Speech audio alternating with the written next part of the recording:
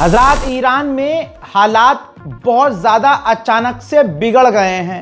मैं तमाम मंजर आपको दिखाऊंगा, आखिर तक बने रहिएगा। बड़ी खबरें लेके आया हूं दोस्तों। ईरान के अंदर महंगाई 2 महीने से 3 महीने में पाबंदियों की वजह से बहुत ज़्यादा बढ़ गई। यहां तक कि समझ लीजिए कि करेंसी ईरान की इतनी गिर गई है कि इतिहास में कभी नहीं गिरी, कभी इतनी गिरी नहीं। तो हुआ क्या, महंगाई ऑटोमेटिकली ऑब्वियसली बढ़ जाएगी। अब जब महंगाई बढ़ी तो वहां ईरान की जनता बेबस, लाचार, परेशान हुई। क्या करे जनता भाई, सड़क पर उतर आई। अब इसका पूरा फायदा अमेरिका और इजराइल उठाएंगे एज यूजुअल। हजरात, ईरान के अंदर सड़कों पर लोग उतर आए और महंगाई के खिलाफ नारेबाजी सड़क पर करने लगे।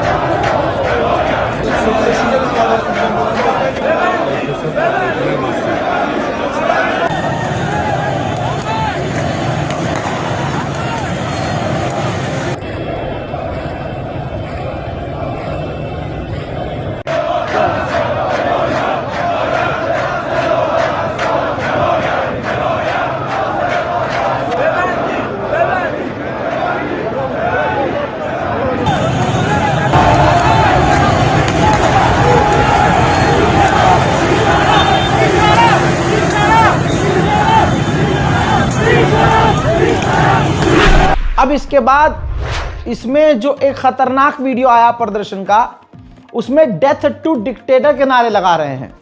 यानी सुप्रीम लीडर को निशाना बनाया जा रहा है ईरान के अंदर ही, ईरान के लोगों के द्वारा। यह खेल किसका है मुझे नाम लेने की जरूरत नहीं है, आप सबको अच्छे से समझ में आ रहा है। लेकिन महंगाई के आड़ में सुप्रीम लीडर को निशाना बनाना और उनको डिक्टेटर कहना, यह कहां तक सही है, सुनिए।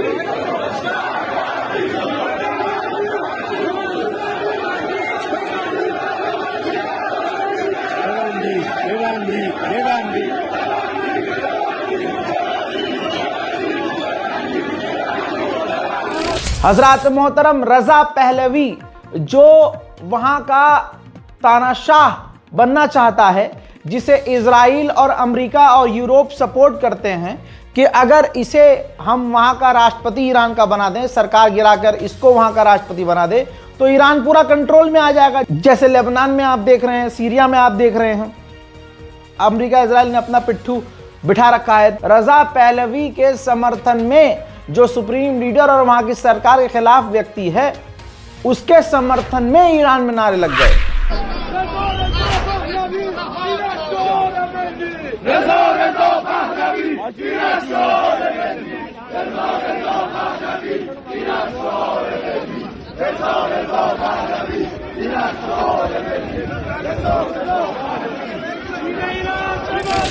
अब ईरान को अच्छे से पता है कि इन प्रदर्शन की आड़ में अमेरिका और इजराइल कितना फायदा उठाएंगे। तो तस्वीर देखिए, ईरान उन प्रदर्शनकारियों के ऊपर हेलीकॉप्टर उड़ा रहा है और हेलीकॉप्टर से प्रदर्शनकारियों पर नजर रख रहा है। ईरान की हालत इतनी खराब हो गई कि इमरजेंसी सरकार को इकोनॉमिक्स पर मीटिंग करनी पड़ गई कि ये जो इकोनॉमिकली जो डैमेज हो रहा है और जो करेंसी एकदम बेकार हो गई है, इसको कैसे कंट्रोल किया जाए ताकि ये जनता वापस घरों में चली जाए।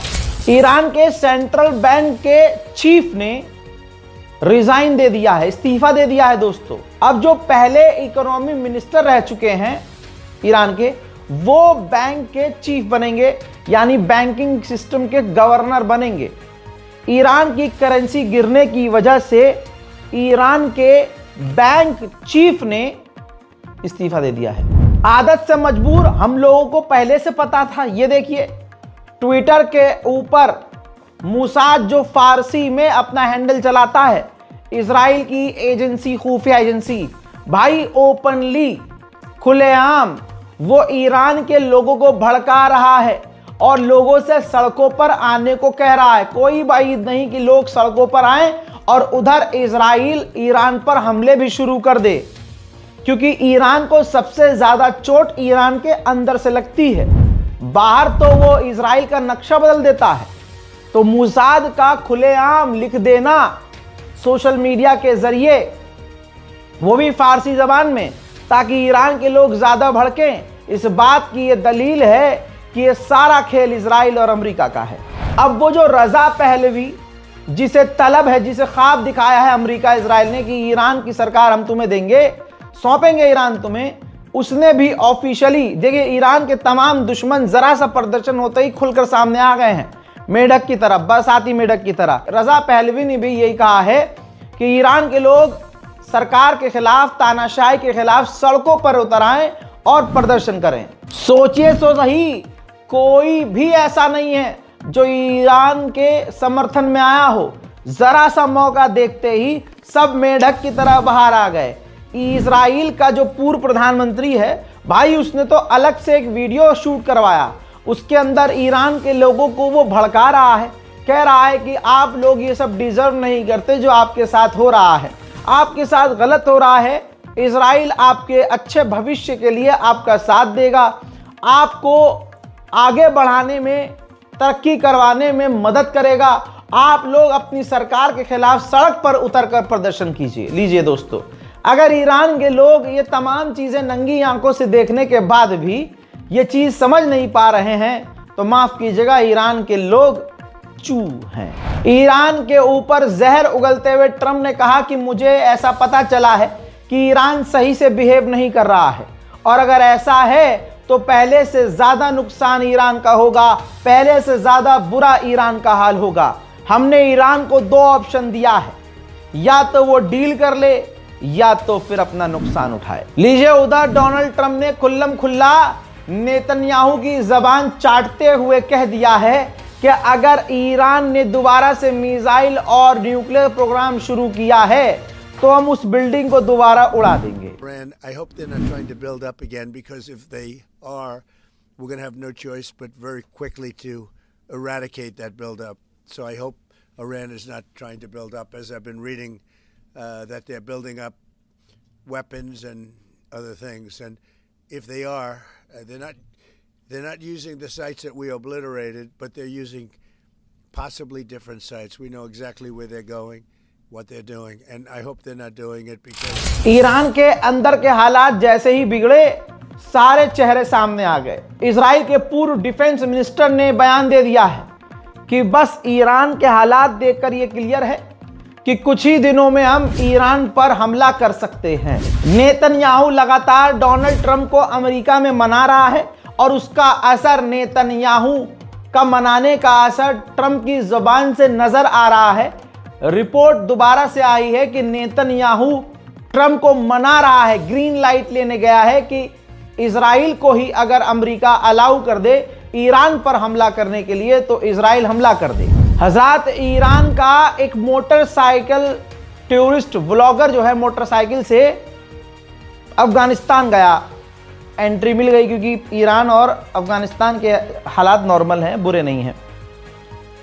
तो जब वो तालिबानियों के पास गया और मिल रहा है तालिबानियों से, तो तालिबान के एक व्यक्ति ने उस ईरान के टूरिस्ट से कहा कि खामनाई से, आयतुल्ला से कहो कि हमें 6000 मिसाइलें दें, 3000 मिसाइलें इजराइल के खिलाफ और 3000 मिसाइलें पाकिस्तान के खिलाफ। ये देखिए, जिन तालिबानियों से ये आदमी मिल रहा है ये ईरानी हैं, और उन तालिबान के लोगों ने इस व्यक्ति से, ईरानी से साफ कहा है कि जाओ और आयतुल्लाह से कहो कि तालिबान को 6000 मिसाइलें दे दें, 3000 पाकिस्तान के लिए, 3000 इजराइल के खिलाफ। उधर ईरान ने अब तक की सबसे खतरनाक और मजबूत सैटेलाइट रूस की मिसाइल में अपनी सैटेलाइट डालकर अंतरिक्ष में कामयाबी से लॉन्च कर दी है। हजरात, यमन में जो बवाल चल रहा है, यमन के मुद्दे पर सऊदी अरब के विदेश मंत्री और यूएई के विदेश मंत्री से ईरान के विदेश मंत्री ने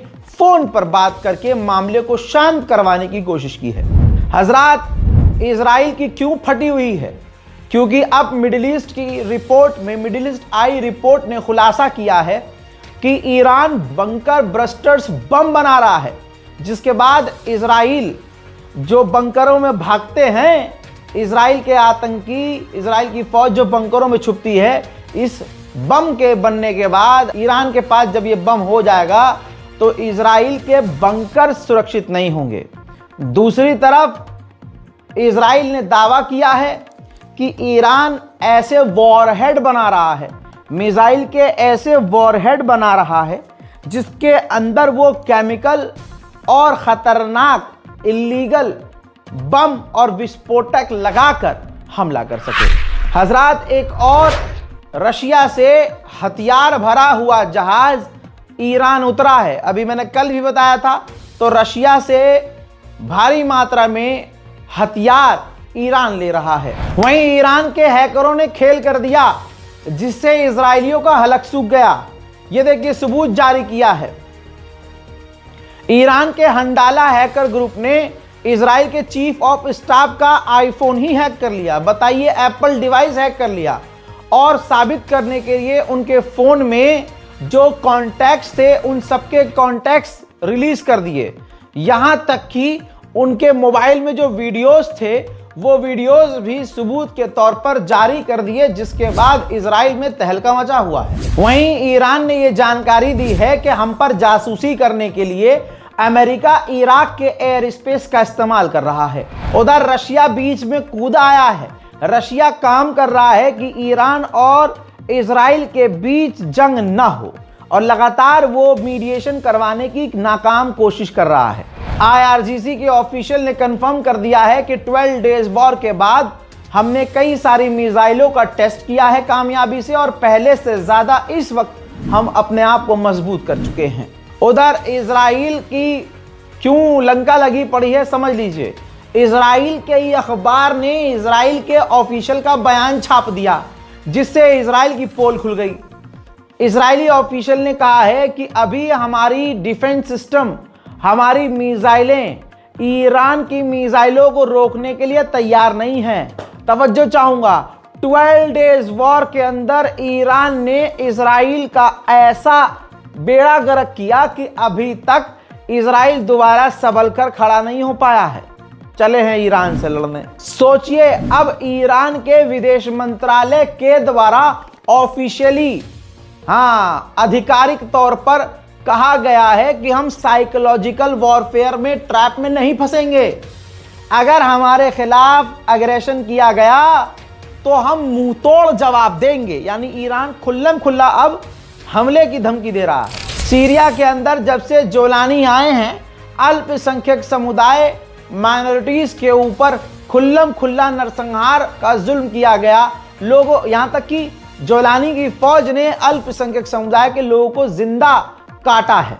वो तमाम मंजर देखने लायक है नहीं, ना हमने दिखाया आपको, लेकिन अलवियों को ढूंढ ढूंढ कर मारा है। तो अब माइनॉरिटीज ने एक साथ मिलकर सीरिया में बड़ा प्रदर्शन किया है।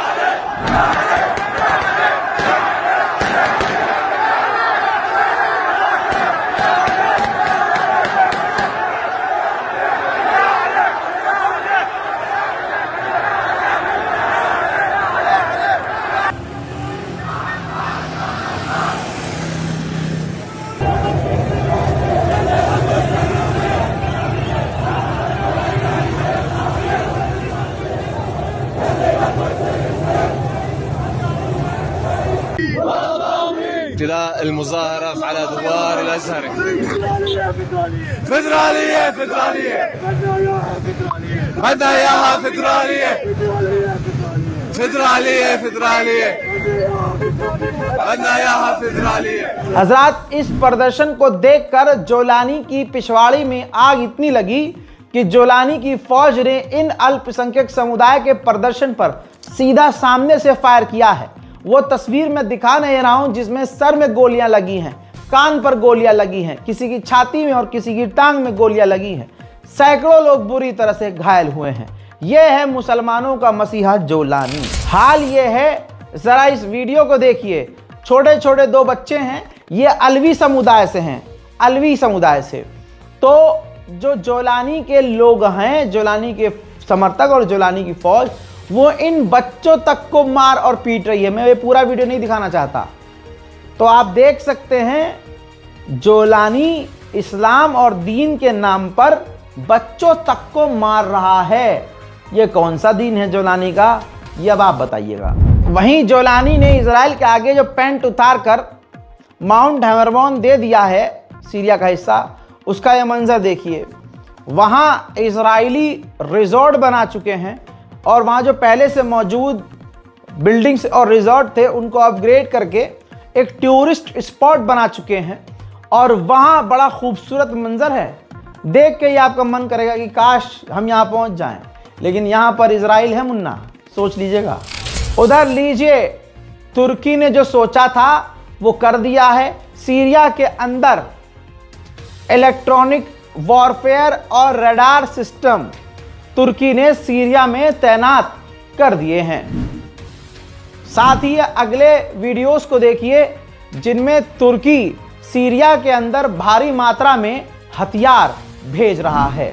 साथ ही तुर्की के आर्मी के कमांडर सीरिया में मौजूद तुर्किश बेस पर पहुंचे हैं। तस्वीर वही बिल्कुल एक्सक्लूसिव है।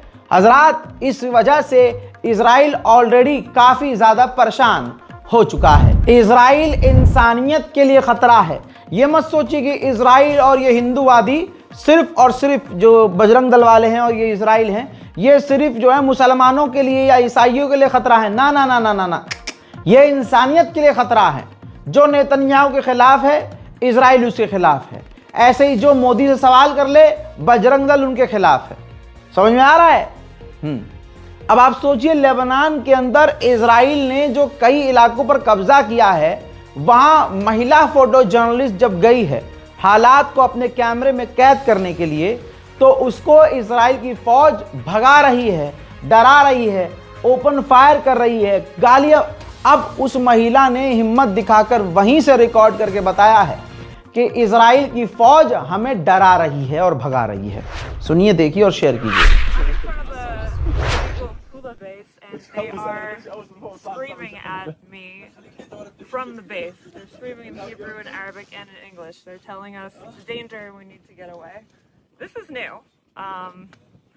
This hasn't happened before, so it seems maybe like they got new loudspeakers. They're definitely doing new fortifications, and the wall is significantly higher since the last time that I was here on November 13th.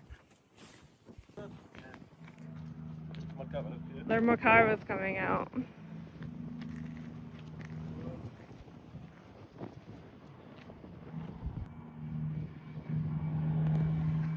Oh yeah.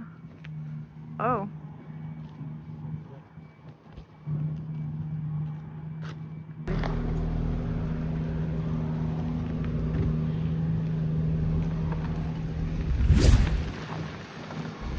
हस्बी अल्लाह व निअमल वकील। इसके आगे और सच कितना चाहिए आपको? Israel जहां कदम रखता है तबाही ले आता है। तो आज जो इजराइल के बहुत करीबी बने हुए हैं, जरा बुला लें उन्हें। हमारे भारत के अंदर उत्तराखंड, गोवा, ऋषिकेश, ऐसी इन तमाम टूरिस्ट स्पॉट के अंदर आपने वीडियोस देखे होंगे, भाई यहूदी आके मजे कर रहे हैं, पूरे साल नहीं रहते हैं, पूरे साल चरस, अफीम, गांजा मजे कर रहे होते भाई। और वहाँ इंडियन नहीं जा, हम खुद हिंदुस्तानी होके वहाँ नहीं जा सकते। बैन है भाई, भाड़ में है ये सब हिंदूवादी जितने उछलते हैं ना, सब बंद, जा ही नहीं सकते। लेकिन क्या बजरंग दल, हिंदुत्ववादी संगठन आवाज उठा सकते हैं ना? मुसाद पिछवाड़े में हाथ डाल के मुंह से हाथ बाहर निकाल कर बाबा जी का ठुल्लू दिखा देगा। तो औकात ही नहीं है इनकी। गरीबों को मार लेंगे, मुसलमानों की मॉब लिंचिंग कर देंगे। किसी त्रिपुरा के व्यक्ति को, लड़के को चाइनीज मोमोज बोलकर उसको किलसा देंगे, वो सामने से जवाब देने आएगा तो भीड़ चाकू मार देगी। जय श्री राम, हो गया काम। कुलदीप सेंगर के लिए महिलाएं, बताइए क्या वक्त पलट गया भाई साहब। भारतीय जनता पार्टी की औरत खुल्लम खुल्ला, शर्म भी नहीं आई, सड़क पर आकर प्रदर्शन कर रही है कुलदीप सेंगर के सपोर्ट में। यह है मोदी का हिंदुस्तान, मोदी का भारत। पूरी दुनिया में हमारी बेइज्जती हो रही है। हजरात, अब यह तस्वीर देखिए, लेबनान में इजराइल की फौज घुसी, लेबनान में, दूसरे देश में, और लेबनीज व्यक्ति के घर पर बम लगाया और उस बम से उस व्यक्ति के घर को उड़ा दिया। अब आगे की सुन लीजिए।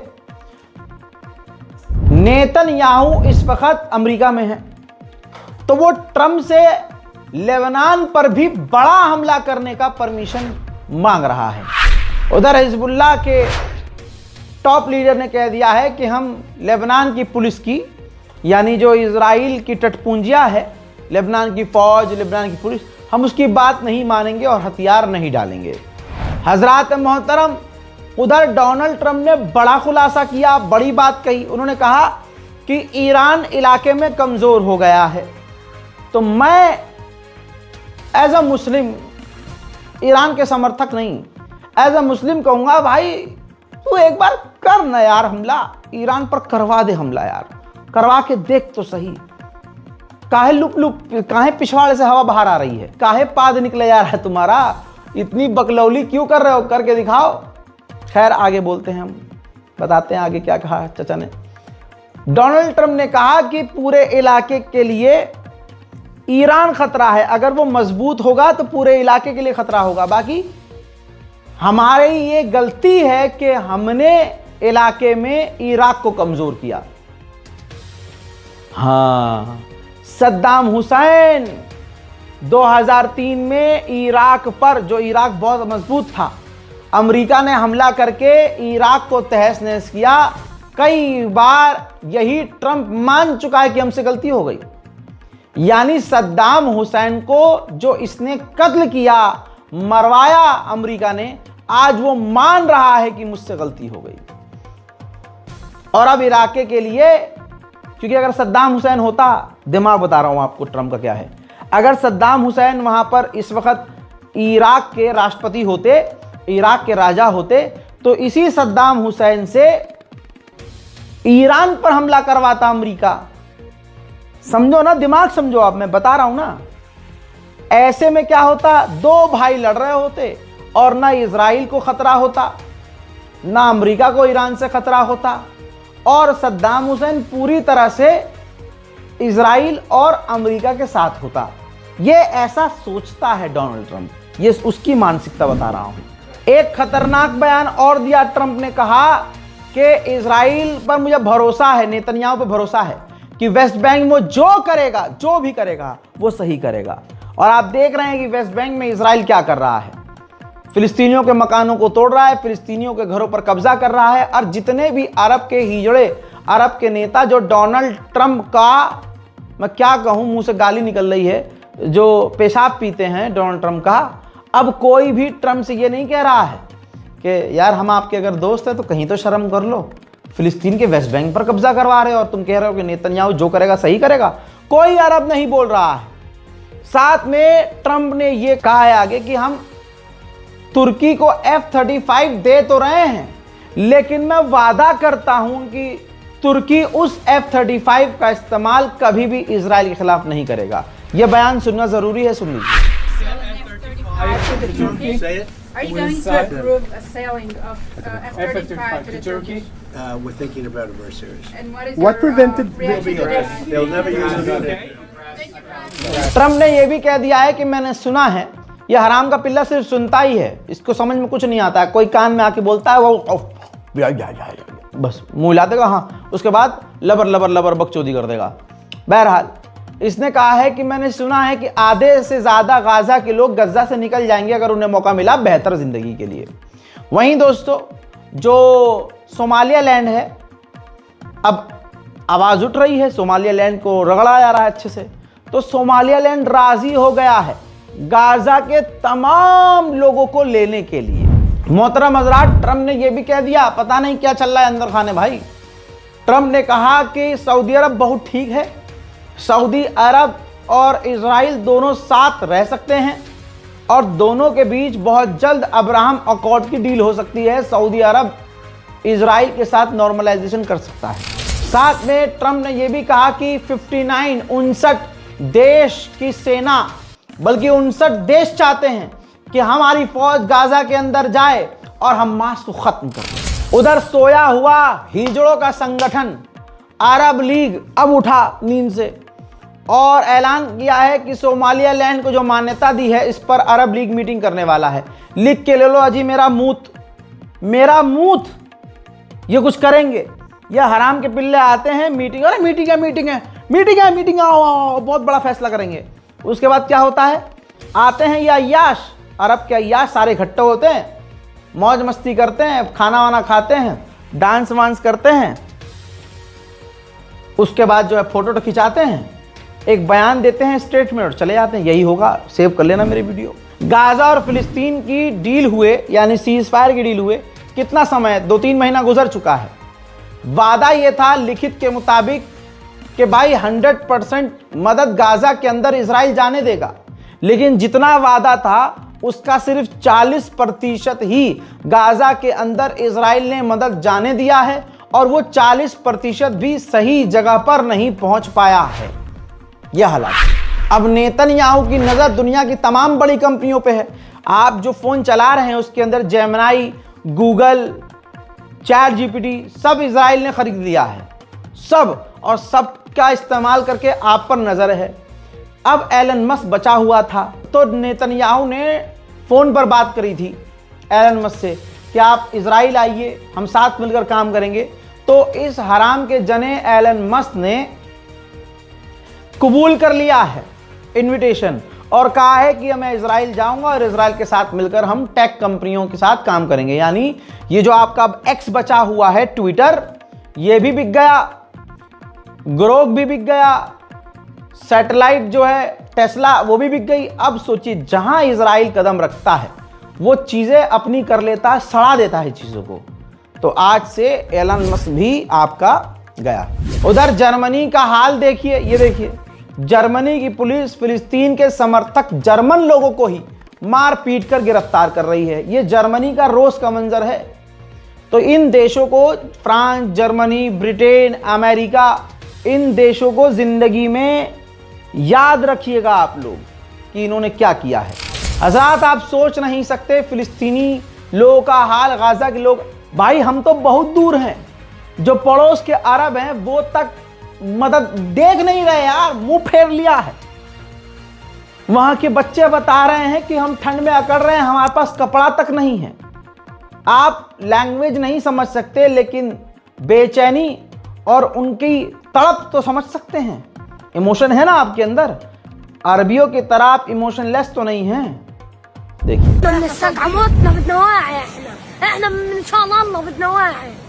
ولا فلوس ولا عنا طلع نصهم نفسيا ولا عنا كلهم ميه يعني زي ما انتم شايفين بدنا كل شيء بنات صبايا يعني بدهم مرايل ما فيش بنتك هذه ماشي نطنا يا عم من السقع ولا والله الفلوس زي هالناس نلبس ما فيش عنا. طب ايش بتعملي طول الشتاء ايش ولا شيء زي ما انت شايف من हजरात मोहतरम, एक और खबर कंफर्म कर रहा हूं। फिर कल को आप कहोगे दादा भाई मैंने अबू उबैदा के बारे में सबसे पहले एक क्लियर रील भी बना दी थी, लोगों ने रील पे कमेंट किया, अरे राजा भाई लबर लबर लबर लबर। अरे भाई रजाग्राफी भरोसा जीतता है लोगों का।